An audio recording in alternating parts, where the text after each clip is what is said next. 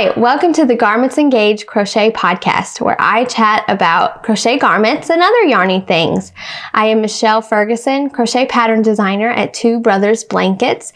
You can find me at twobrothersblankets.com and on Facebook and Instagram at Two Brothers Blankets, and of course right here on YouTube. I would love if you would subscribe to this channel. At the point of filming this, we are not quite to 1,000 subscribers yet, but getting closer every day. As soon as I get to 1,000 subscribers, I'm going to do a giveaway. So if you have not yet, please subscribe to this channel, and I would love it if you would share this podcast with your crocheting friends. So let's get into events and happenings. It's a new month. It is April. Yay. But at the same time, where did the whole year go? It's hard to believe that it's already April, but it is, and it is officially spring, which I am super excited about. I love spring and summer crochet. I know a lot of people mostly crochet for the winter, blankets, hats, scarves, sweaters. I'm more of a tees and tank tops girl. So spring and summer are my favorite.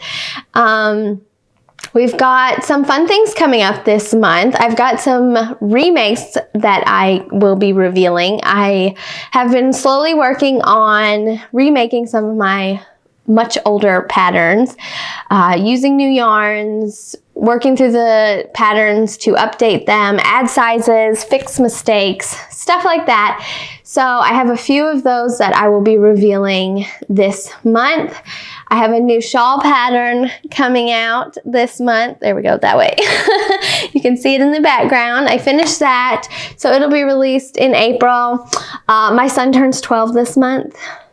I can't believe it. It's insane that I have a 12-year-old, but he will be 12. And yeah, and I have a bundle. So there's that too. I'm excited for all these things that are coming up, and I can't wait to show them all to you.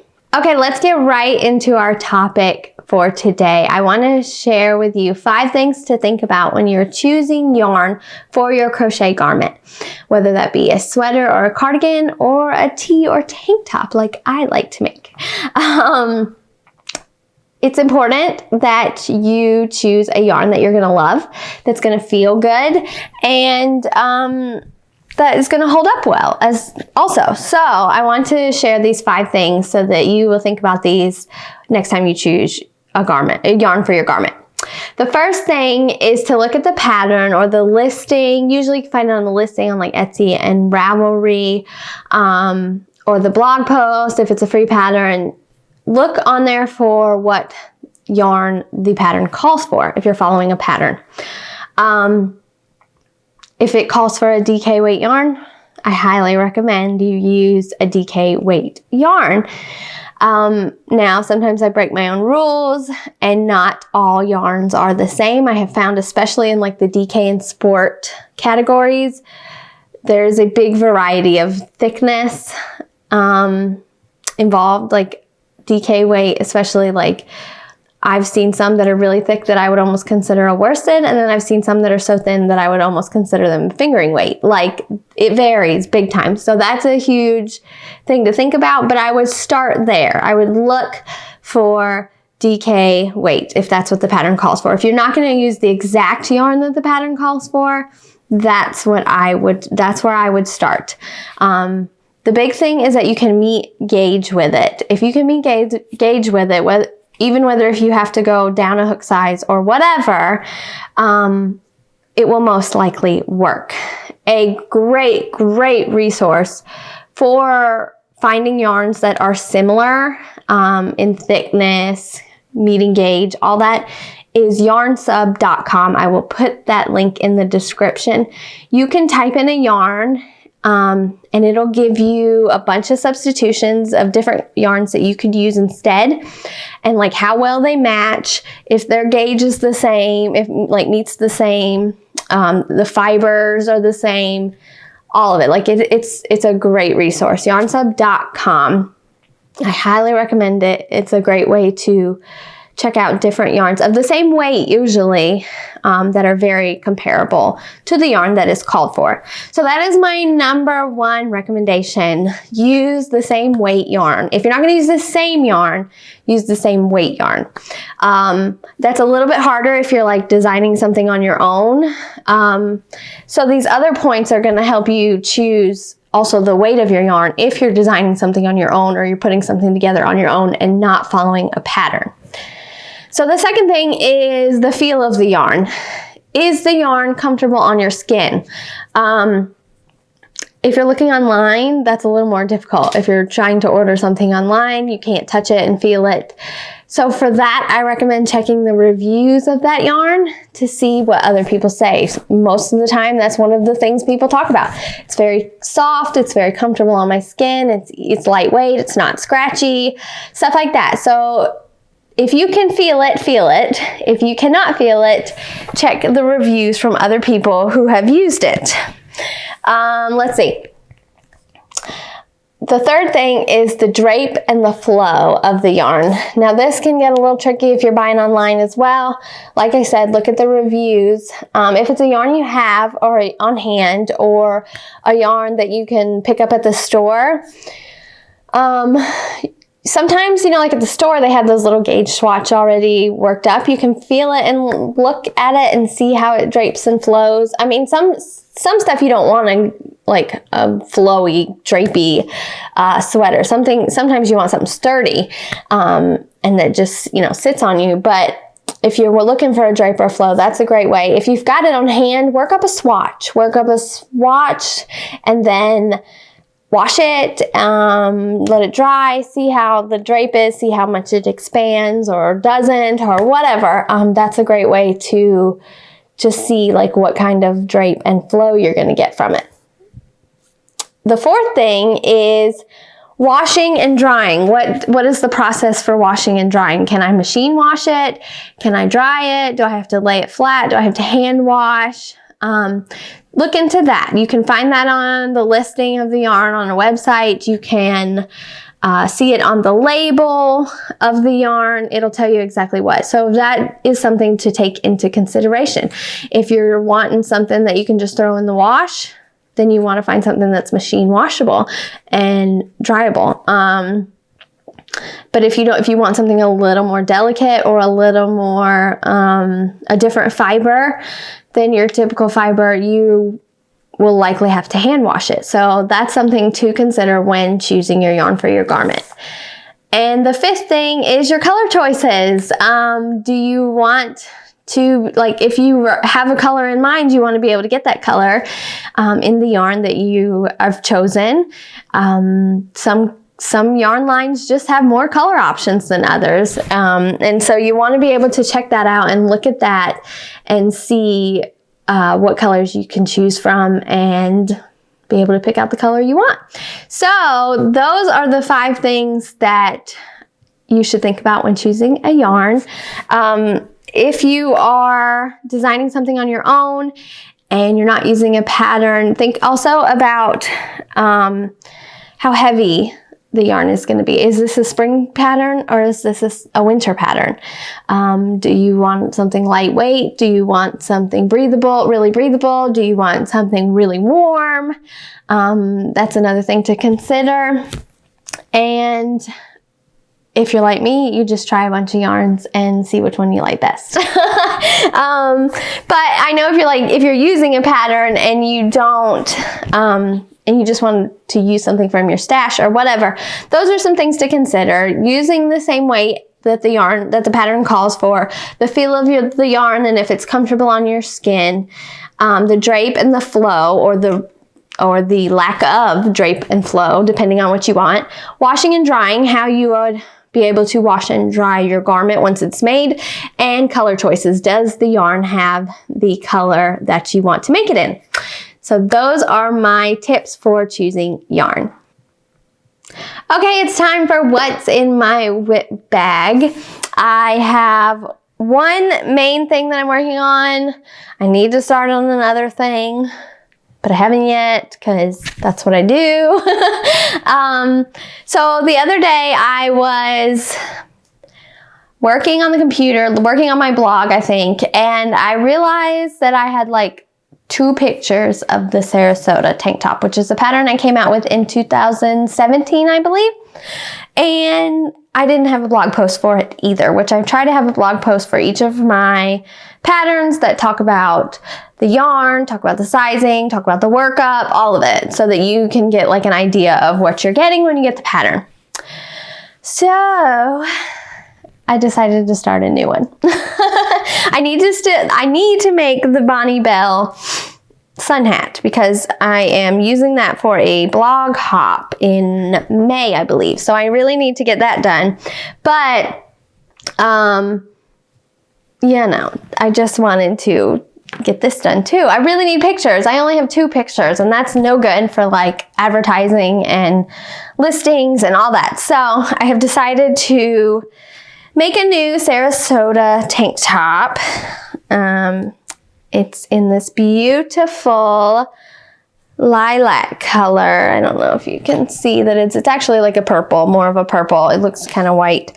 And it is Kabu, which I have reviewed in episode 1, and I decided that's what it's called, right? Kabu, cotton, bamboo. I have to think about it before I say it. So I'm using this. So this is a DK weight. This is where I'm breaking my own rule. This is a number 3 weight. For the original pattern, I used Premier Yarns Cotton Fair, which is technically a sport, but I was able to meet exact gauge with the exact hook called for with this Kabu yarn. So it's very similar. Like I said, that DK and sport, they always tend to kind of cross paths. I don't know. They can vary big time. So like Paint Box Simply DK is much thicker than this. Much. Like when I made the LaMail sweater. So it can get a little complicated, so keep that in mind when choosing yarn. But this is what I've got so far. It is a bottom-up workup. It will start down here at my hips and go up, and then I'll make the little straps. It's a quick workup. This is a nice, fun repeat. It's like 4-step repeat.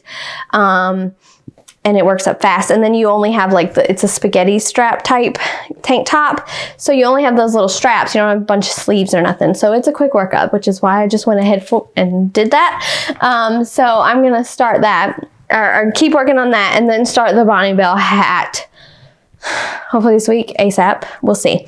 I also wanted to share about a new yarn that I just got that I'm going to be working up a WIP with. Let me grab it.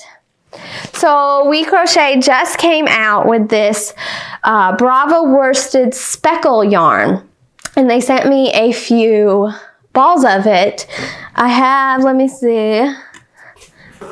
Okay, grabbing them. Okay, so this is the salt and pepper speckle. It's like a black and gray and white speckle.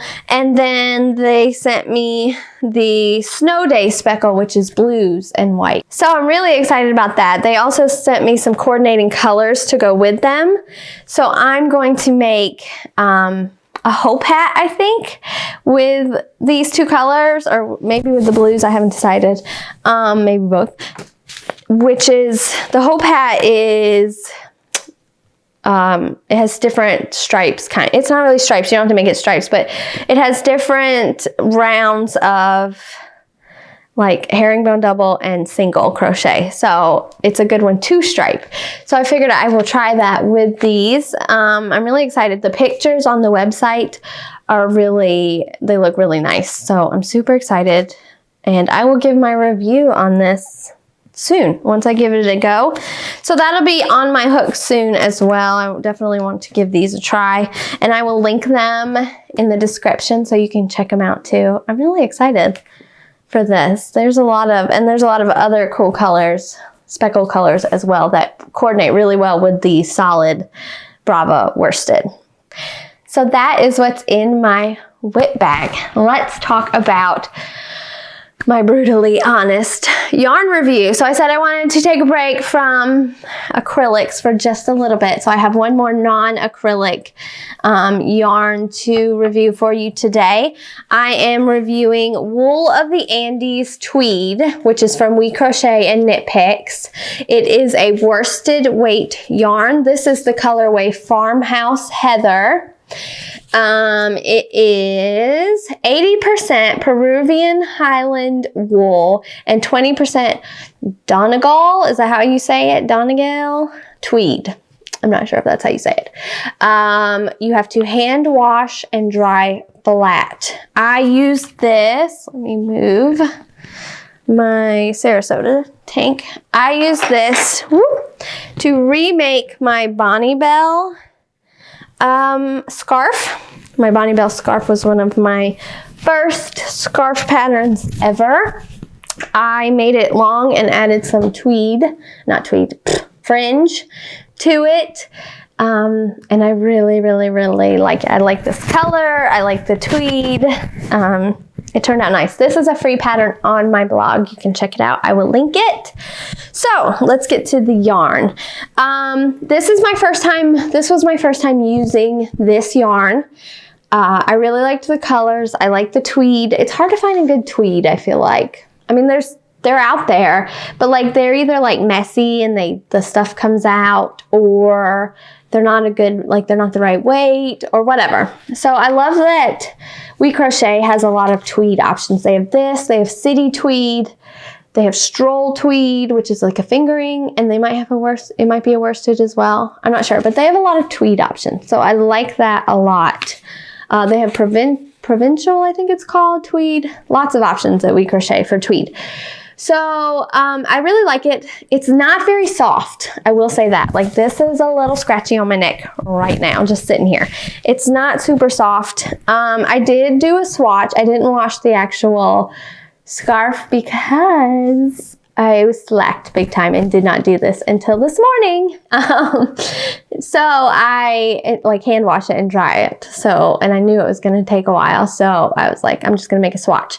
So I made a swatch. Now this feels a little softer. It's still a little bit wet because, like I said, I slacked and did not do it a couple days ahead of time like I should have. So it's a little bit damp still. I did it. It's been about 3 hours, I would say. So you would need time to let it dry because it has to lay flat to dry. But I will say, so what I did, I put it in lukewarm water and I put a little drop of soap in and just let it soak for a few minutes. And then I squeeze it out. When it's important when you are either wet blocking or washing, not to twist, like wring it out. Don't do that. Bad. And then I watched this video this morning about washing your knits and crochet stuff. And when you take it out of the water, don't just like pull it out because the water just weighs down the stitches, but like grab it from underneath and pull it up and then squeeze, and then put it on a towel. Roll your towel up to get out any excess water. And then I laid it down on a foam board and pinned it. I just pinned the edges. It did open up the stitches a little bit. It's a little bigger than what it was originally. I didn't measure it. I should have probably. But, and it's a little bit softer, I think, but not a ton. So there's that to think about. Hand washing and laying flat to dry takes longer than just throwing it in the wash and washing it. I don't think I'd recommend this as a sweater, maybe a cardigan. Like I said, it's a little softer. It looks great. Like, it would look great as a sweater or cardigan. It really would. So I guess if you had like an undershirt or something you could wear with it. But like this, not been washed, is very uncomfortable. I'm like, it's itchy my neck. I'm gonna take it off. So I don't know. It would definitely need to be washed. I did find what I was looking at this morning was a wool wash, basically a a yarn wash. And so WIP Crochet has a wash that's called Soak, I think.